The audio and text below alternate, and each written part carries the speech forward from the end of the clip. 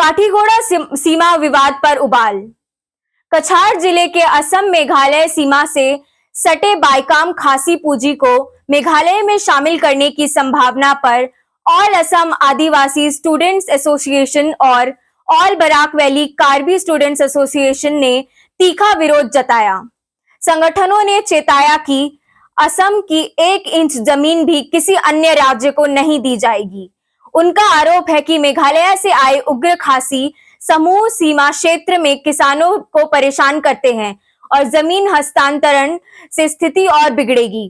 स्थानीय लोगों ने मुख्यमंत्री से तत्काल हस्तक्षेप की मांग करते हुए कहा कि इससे 800 से अधिक परिवारों की आजीविका और सुरक्षा खतरे में पड़ जाएगी।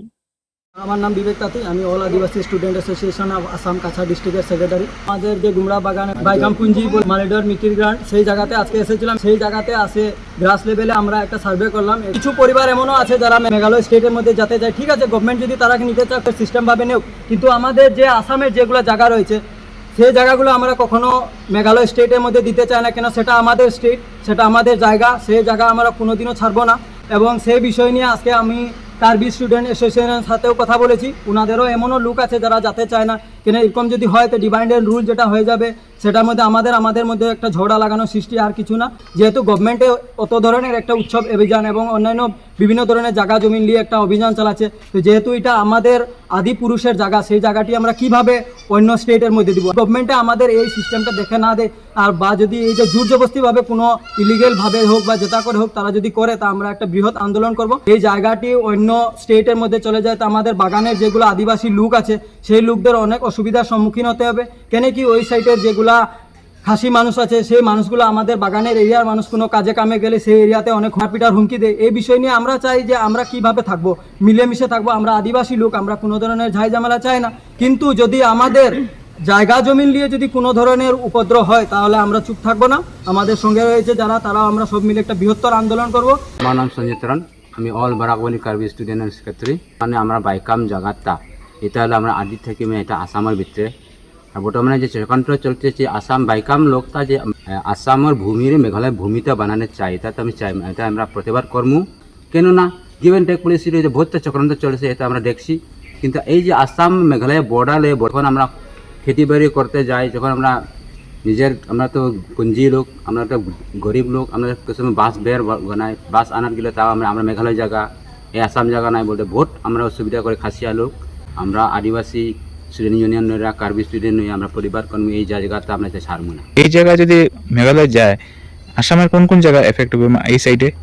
বাইকাম বস্তি যদি মেঘালয় বানানি তার কমপ্লিটলি সম্পূর্ণ হয় তাহলে আমরা এফেক্ট হইব নিউ মালিদর, গুমরা বাগান, রাজীবনগর, জলালপুর, 17 নম্বর কার্বি লোক বহুত এফেক্ট হব। কেননা মেঘালয় হলে খাসি রাস, আর খাসি রাস হইলে আমরা প্লাস আদিবাসী হোক বা বেঙ্গলি হোক এটা খুব প্রবলেম হব। কেননা আমরা জানি প্রেস মিডিয়া, আমরা সোশ্যাল মিডিয়া যে খাসি লোক খাসির পাওয়ার চালায়, এটা পাওয়ার চালাইলে আমরা বহুত ধরনের একটা মানে খুন খারাপ হইতে পারে আগামীতে। এটা আমরা স্টুডেন্ট ইউনিয়ন থেকে প্রতিবাদ করবো যে এই জায়গাতে আমরা মেঘালয় হইতে দিলাম। এইসব এলাকায় কতটা পরিবার আছে বর্তমানে? আমরা কার্বি আছে নিউ মালিদর 107 পরিবার, এর বাদে আমরা নিচরা কার্বি আছে 32 পরিবার, এরবারে গুমরা বাগানে প্রায় 180 পরিবার আদিবাসী আছে। জেলার উপরে প্রায় 200 উপরে আছে, 700-800 প্লাস এখানে মানে আদিবাসী আর কার্বি এখানে আছে। আমরা এখানে উপস্থিত আছি, আমাদের মালিডোর, সাপ্লাই গেট আর গুমরা বাগান 3টা গ্রামের লোক আছে এখানে। আমরা আর রয়েছি আমরা কুশিয়াকুল জিপি, মহাদেবপুর জিপি।